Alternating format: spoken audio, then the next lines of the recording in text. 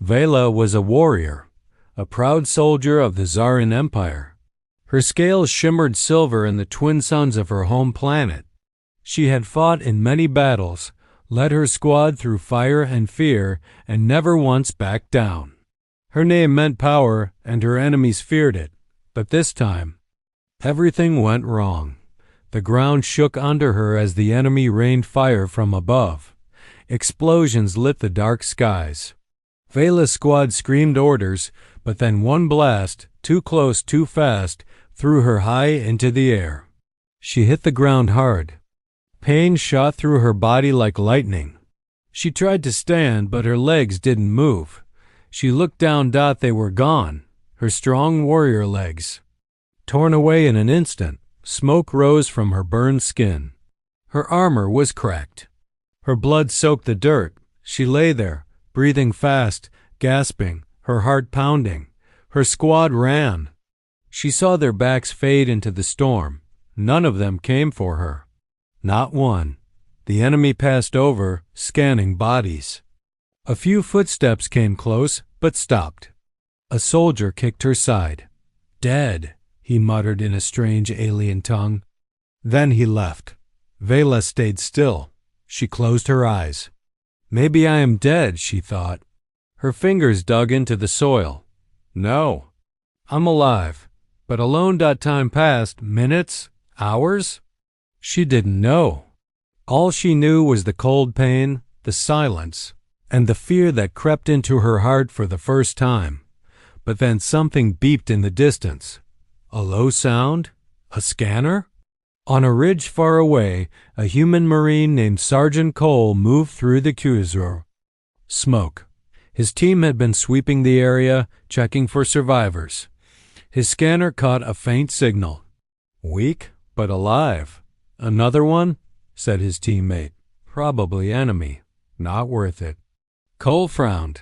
He zoomed in with his visor. The figure was lying in the open, not moving but not dead. He could see shallow breaths. He checked again. It was a Tsaran warrior. "Hostile," said the alert. "HQ says leave it," his partner added. "We're pulling back." But Cole didn't move. "She's alive," he said. "So?" "She'd kill us if she could," his teammate replied. "Let her die." Cole didn't answer. He stepped forward. One step, then another. "Cole, don't be stupid," the voice on the radio barked. "Do not engage." But he kept going. He crossed the broken battlefield, smoke curling around him. He moved past burnt trees and shattered rocks. When he reached her, she barely looked alive. Her eyes opened slightly. She saw the human. She tried to lift her hand, but it dropped back down. Cole knelt beside her. "You're hurt," he said softly. "Bad," Vela coughed. "Why? Are you here?" She whispered, her voice broken. "You're still breathing," Cole answered. She laughed weakly. "Fool, I'm your enemy." "I know," he said. She looked into his eyes. No hatred, no fear. "Just calm. Leave me," she said. "I have no legs, no future. Let me die like a warrior." Cole shook his head. "Not today." He gently slid his arms under her body. She groaned in pain. Her skin was hot and trembling. But she didn't fight him. Not anymore. Through his comms, HQ shouted orders. "You're disobeying direct command, Sergeant. Retreat at once." He ignored them. The sky rumbled. Ships moved in the distance. He didn't care. He carried her across the battlefield, step by step, toward a half-destroyed bunker. Inside, he laid her down on a broken cot. He gave her water, cleaned her wounds, tied cloth around what was left of her legs. Her breathing steadied. She watched him. "Why are you doing this?" she asked again. "Because no one should be left behind," he replied. She blinked. "You humans are strange," he smiled. "You'll get used to it." Outside, the war still roared. But inside that bunker, something new began. Not friendship. Not yet. But something fragile And real.hope.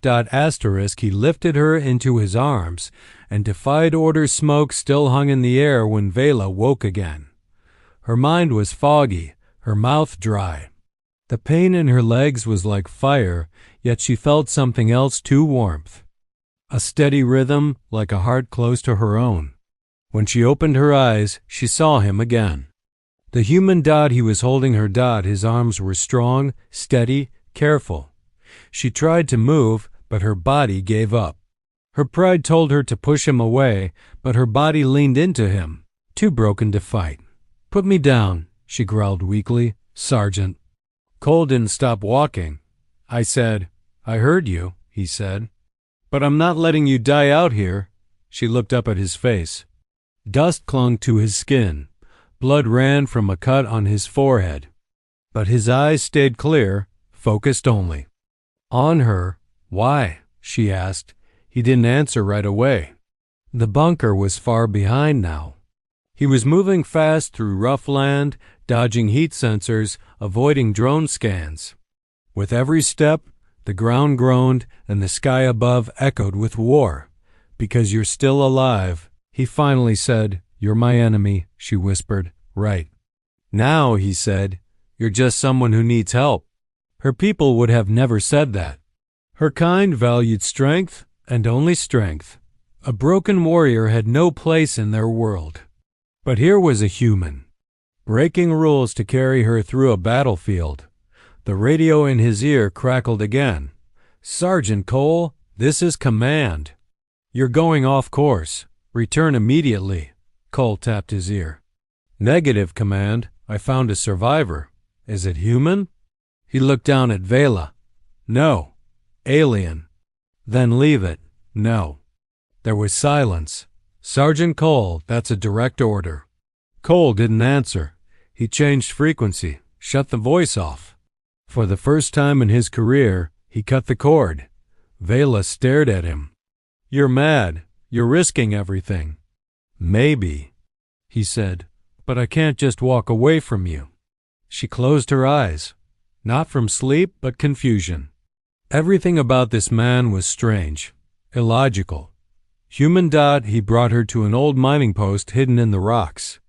Dust covered the entrance, but inside it was dry and dark. He laid her gently on a flat surface. He opened his pack, pulled out water, field bandages, nutrient paste. She watched him with sharp eyes, ready for tricks. But there were none. He took her broken armor off piece by piece. Not like a soldier checking gear, but like someone trying not to cause pain. When he reached what was left of her legs, he stopped. "I need to clean this." "It'll hurt."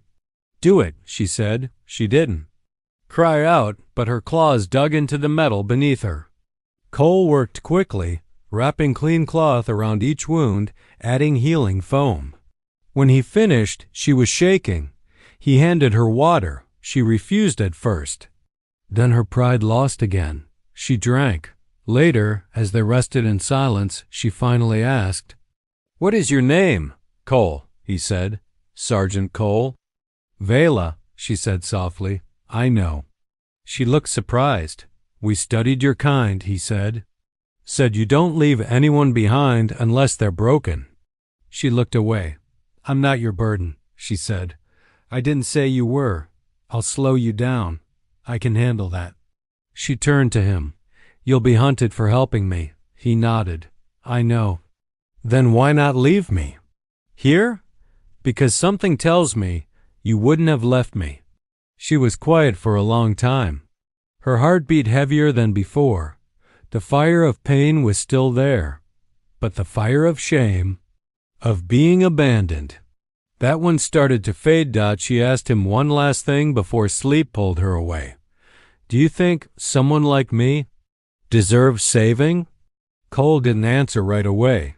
He moved closer, rested a soft cloth over her cold arms, and whispered, "Yes, especially someone like you." Outside, the winds of war howled. Inside, a human and an alien warrior, once enemies, sat under the same roof, breathing the same air, sharing the same silence, and something had begun. something both of them could feel, but neither could name. Asterisk, her people thought she died. She woke in human arms. Vela's mind drifted in darkness. She heard distant sounds like voices underwater, boots on metal, machines whirring. Then she felt something warm near her face. Not pain, not fire, something soft, steady. When her eyes opened, her vision was blurry. A dull light glowed above her. She blinked hard. Shapes formed. A wall. A ceiling. Wires. Shadows. And then him. Cole was asleep, sitting near her with his back against the cold bunker wall. His rifle rested across his chest, but his hand hung loose. His head leaned to the side, tired, worn, but peaceful. Vela didn't move at first. She just stared at him. The human who had lifted her from death. The one who had chosen her over his orders. She moved her arms slowly.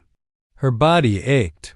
Her chest rose and fell in deep, shaky breaths. Then she looked down. The place where her legs had been was now wrapped tightly in thick cloth and metal braces. The pain was still there, but it didn't burn like before. He had cleaned her, fed her, dressed her wounds.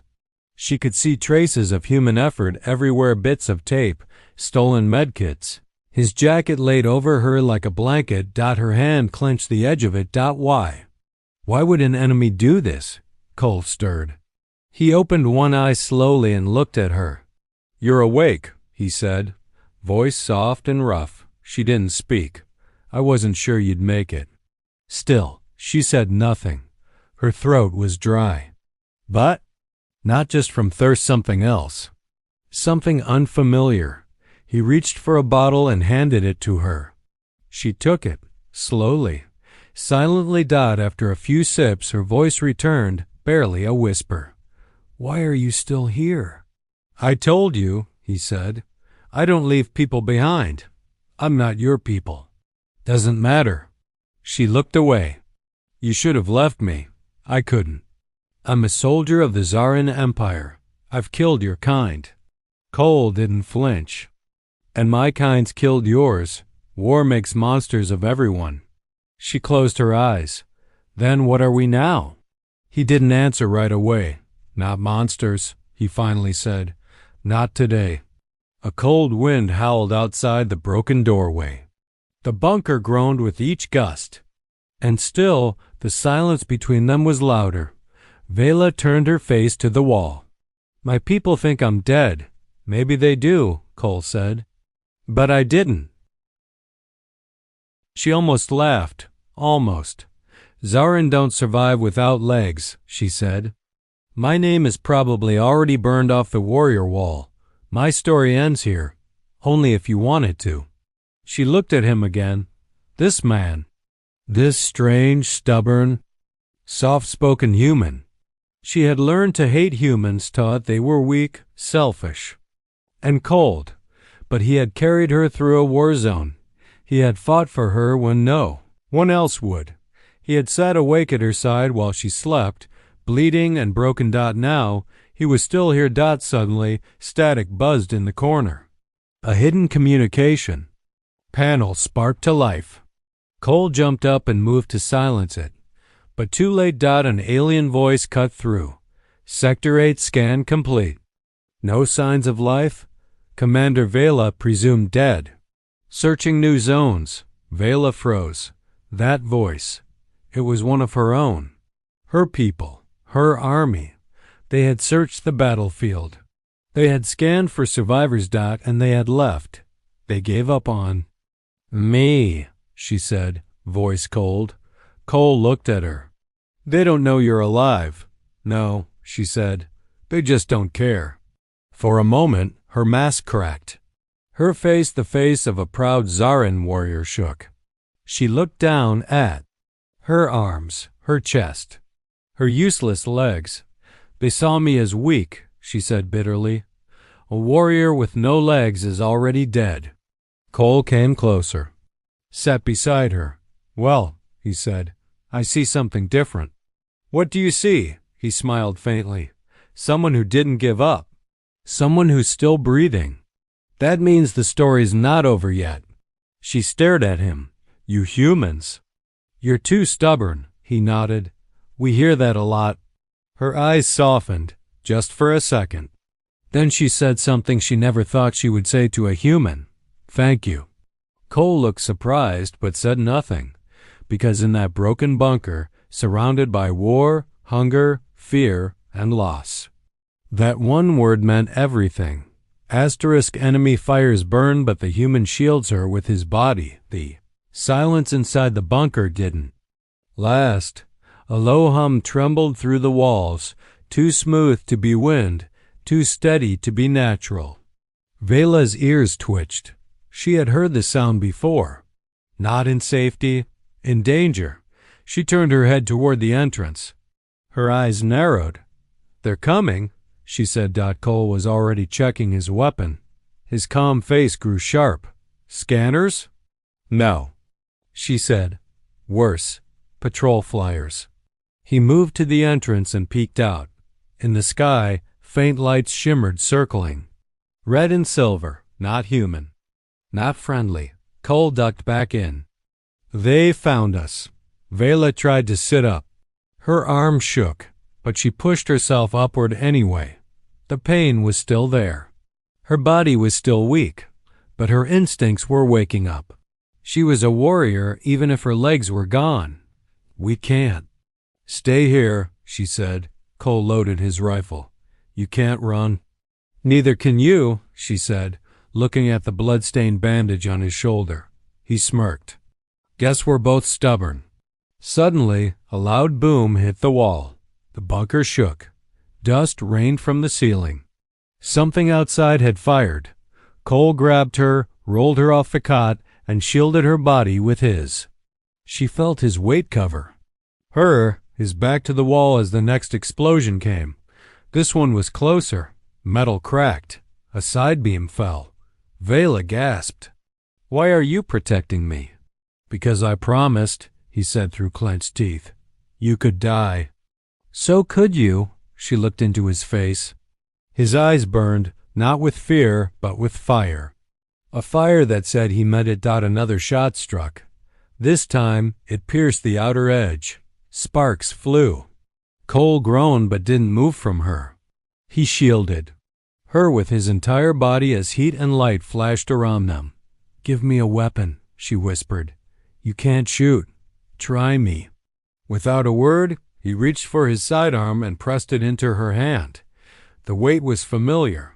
Cold. Right. She waited, breath steady, eyes locked on the entrance. Then a shadow crossed the threshold. Fast, silent. She fired. A bolt flew from her hand and struck metal. A drone clattered to the floor, wires hissing. Cole looked at her, stunned. Nice shot. She smirked. Told you. But there was no time to celebrate. Two more shadows moved outside. They were circling. They'll hit us with plasma next, Vela said. This place won't survive that, Cole stood. Then we move now. He looked around. Spotted a broken ladder leading to a maintenance tunnel.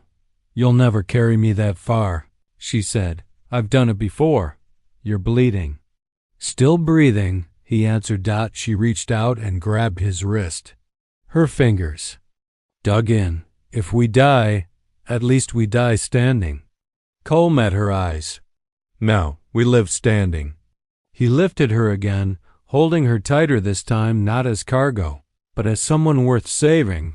With one arm holding her and the other guiding his rifle, he moved into the tunnel. The ground rumbled behind them. Flames licked the edge of the walls. Smoke choked the air. One blast hit near the entrance as they slipped through a narrow pipe. The heat burned his back. He grunted but didn't stop. Inside the tunnel, it was dark and narrow. Water dripped. Rodents scattered. Vela's voice was low. You're insane. I've been called worse. Why didn't you leave when you had the chance? He looked down at her. Because when I looked at you lying there, something in me said no. No one else was going to help, so I did. She was quiet for a moment. You could have run. Could have obeyed your orders. Could have left me. Yeah, he said. But I don't regret it. Another silence fell, but this one felt different. Not empty. Shared. They reached a split in the tunnel. Cole set her down gently against the wall, catching his breath.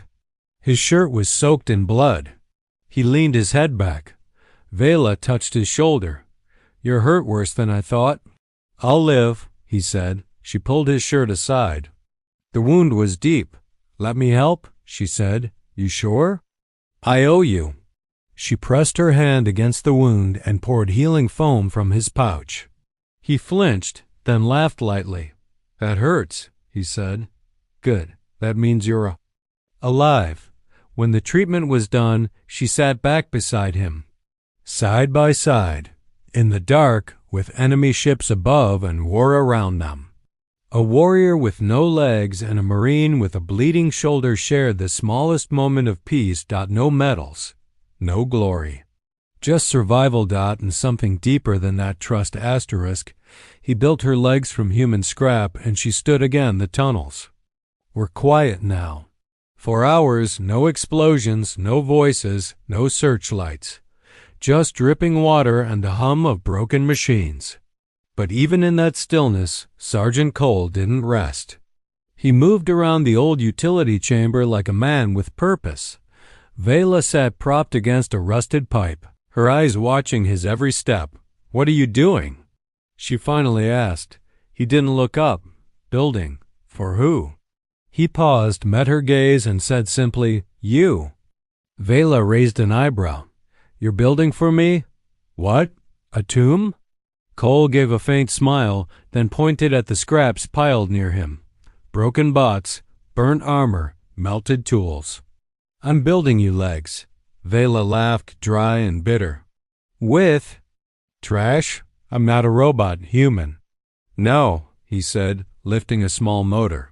But you're a fighter. And I'm not letting you stay on the ground. Vela stared at him. No one, not her commanders, not her soldiers, not even her family had ever done something like this for her. She was born to fight, and once her legs were gone, so was her worth. At least to them, but not to him, not to this stubborn human, who bled for her and now refused to give up. Why? She whispered. Why are you doing this? Cole kept working, voice calm. Because I've seen warriors fall. Good ones, strong ones. Not because they lost limbs, but because they believed they were finished. I'm not going to let you believe that. She looked down at her bandaged stumps. Anger and sorrow fought. In her chest, you really think you can fix me? She said. Cole turned to her, holding up a strange metal piece with a grin. No, I'm not here to fix you. I'm here to help you stand. Hours passed. Sparks flew as he welded. Metal groaned. As it bent. He wrapped wires, fit joints, used parts from both human and alien tech. It wasn't perfect, but it was real. Vela watched in silence, her heart slowly shifting. Every piece he joined, every screw he tightened, it wasn't just metal. It was proof she wasn't forgotten, that someone believed she was still worth saving. At last, Cole stood back and wiped the sweat from his forehead. He looked at the strange creation resting beside him, two rough metal legs, supported by clamps and powered by a single salvaged energy cell. All right, he said. Time to try. Vela hesitated. What if I fall? Then I'll catch you. She stared into his eyes. There was no pity in them. Only belief. With effort, she dragged herself closer. He helped her attach the legs, gently, carefully, checking every connection. The moment they locked into place, she felt it a strange hum under her skin. Weak, yes, but steady. He held her arms. Ready? No, she said. Do it anyway. He pulled her upward. She groaned. Her arms trembled. The metal creaked beneath her weight. Then she rose, inches off the ground. Then more. She stood, wobbly, uncertain, but standing, Her breath caught in her throat. Her claws gripped Cole's arms, but she didn't collapse. His legs held her. "I'm standing," she whispered. "You are," Cole said, smiling. Tears welled in her eyes. "You made me walk again." "No," he said. "You walked. I just gave you something to walk with." She took a step. It was small, awkward, but it was. Hers. Then another. With each step, her back straightened. Her shoulders lifted. Her eyes sharpened. She wasn't the same warrior who lay bleeding in the dirt. She was something stronger, now rebuilt, reborn. "Thank you," she said again, voice shaking. Before Cole could respond, the ground trembled. He looked toward the tunnel. A red light blinked. A voice followed, cold, alien, and loud. "Unauthorized. Tech signature detected. Reveal yourselves." They'd been found again. Vela stepped in front of him. Just slightly. Just enough to block the tunnel view. "You helped me stand, human," she said. "Now I help you fight." Cole raised his rifle. Side by side, a human and an alien warrior stood in the dark. This time neither would fall. Asterisk, she carried the human. This time, and faced her own people. The fight hadn't lasted long, but it cost them everything. Cole was on the ground now, blood soaking through his shirt, face pale, lips dry. He had taken a hit meant for her. A clean shot through the side. No armor, no shield. Just flesh and courage. Vela knelt beside him, the crude metal legs groaning under her weight. Her breath was sharp, her hands shaking not from pain, but from fear, not for herself.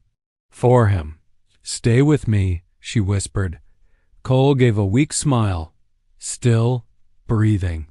"Idiot," she growled. "Why would you block a plasma shot?" "You fixed me up," he said with effort. Seemed fair. To return the favor. "You could die," she hissed, pressing her hand to his wound. His hand gripped hers lightly. "You already made me live more than I did before." Vela's chest tightened. The warrior in her wanted to scream. The soldier in her wanted to give up. But the woman he saved, the one he believed in, she stood. Not for war, not for glory. For him. "I'm not letting you die," she said. With a groan, she pulled his arm around her shoulder. The weight was heavy, his body limp, but she didn't fall. The legs Cole built from scrap trembled, but held. She began walking, one step, then another, out of the tunnel, through cracked canyons, into the fading light of a dead zone. Her people would find her. She knew it, and they did. Just as the twin suns dipped behind the horizon, a massive shadow hovered above her. A warship, Zaran markings. Elite guard, a beam of light shone down on her. Seconds later, figures dropped from the ship, armed, armored, and pointing rifles. Vela stopped. Held Cole tighter. Dropped the human. One of the soldiers barked. Another shouted, "You walk on human tech? You disgrace your blood?" She raised her head. Her eyes burned. "I am Commander Vela of the 3rd Zaran Blade. I was left to die forgotten. By my own. This human carried me through fire, through storm, through death itself." "Traitor," the general growled. "You protect the enemy." "No," she spat. "I protect the only being who didn't see me as broken." Cole stirred weakly in her arms. "Are they your friends?" "No," she whispered. "Not anymore." The soldier stepped closer. "Hand him over and we'll forgive you." Vela laughed, the sound bitter and raw. "You don't get to forgive what you abandoned." She took another step forward, metal feet grinding against the sand. "You see me as weak," she said, "but this human gave me strength." One soldier hesitated. The general raised his hand to command a strike. But then a new voice spoke, calm, deep, powerful. "Stand down." Another ship had landed. A new figure stepped out, an older Zaran wearing a black and gold mantle. eyes full of weight and memory. "Is it true?" he asked Vela. "He saved you?" She nodded. "He did more than that. He reminded me who I am." The elder studied her. "Then Cole. Then her again. Then we owe him," he said slowly. "And so do you." The guards lowered their weapons. The general stepped back, silent now. Vela didn't wait for permission. She walked forward, past her people, holding the man who had once carried her, and no one stopped her. Inside the medical bay of the ship, human and alien tech worked together. They placed Cole on a table. Dr. Zarin Ones worked on his wounds. Vela stood beside him the whole time. She still wore the legs he built, still wore the jacket he had laid over her when she was freezing. One nurse asked gently, "Do you wish to remove the human-made prosthetics?" "We have better ones." Vela stared at her. "No, these are part of me now." She sat by his side, holding his hand. This time she didn't leave him, because for the first time in her life, she knew what it meant to be more than a warrior. It meant being someone who refused to walk away, even when it hurt, even when it cost everything. And especially when it mattered most. A warrior's oath and a human's touch days passed. The Zarin ship drifted in orbit over the shattered planet. Inside, the halls were silent, but not with fear. This time, it was something else. Something no one had a name for. Vela stood in the observation deck, her reflection staring back at her in the glass. The legs Cole had built were still attached to her body, scratched, uneven, but strong. She had refused the upgrades. Not out of pride, but out of memory. Every step she took now echoed the truth. She had fallen, and he had lifted her. Behind her, the doors opened with a soft hiss. Vela turned slowly. Cole walked in. His movements were stiff, his side still healing, but he was alive. Alive because she had carried him. Alive because she had refused to let go. He looked at her, a quiet smile on his tired face. "You're standing," he said. She stepped forward. "So are you." They met in the middle of the room. No guns, no armor. Just silence and everything unspoken between them. Cole glanced at her legs. "Still using my junk?" she smirked. "I call them victory." A pause. Then she said softly, "They gave me medals. Offered honors. Said I was brave. You are. I told them to give those medals to you." He looked surprised. "You saved me," she added, "when no one else did. Not just my life, but my worth." He swallowed hard. "You didn't need saving." "Yes, I did. Not from death, but from disappearing. From being forgotten." She reached out slowly and placed her hand over his chest. "I was a weapon," she said, "but you saw a person, and now I see one too." Cole gently took her hand in his. "I didn't come here to change you," he said, "but I think you changed me." They stood there, two warriors from different worlds with no map for what came next. But then Vela turned, her face serious. "I made a decision," she said. "I've resigned from the Zarin Blade." Cole blinked. "You left your people?" "I didn't leave. I chose. I want something more than war." He was quiet. She stepped closer, her voice low but steady. "I want to stay by your side." Cole stared at her, unsure if he had heard right. "With me?" "Wherever you go.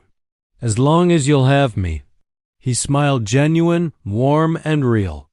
"I thought you hated humans. I hated weakness. But you showed me strength that didn't come from weapons or ranks." Then she added, "And if you say no, I'll follow you anyway. I have metal legs. I can outrun you." They both laughed. And, just like that, the war felt far away. Later, in the ship's hangar, they stood before a small scout vessel. "Where to now?" Vela asked. "Anywhere," Cole said. "Everywhere. No orders? No rules. Good, she said, taking his hand again. Then we write our own. The doors opened. Lights turned green. Engines HUMMED. And together they stepped into a future not written by war, but by choice. Not by species, but by soul. The alien warrior once left for dead, and the human who refused to let go, now flew as one.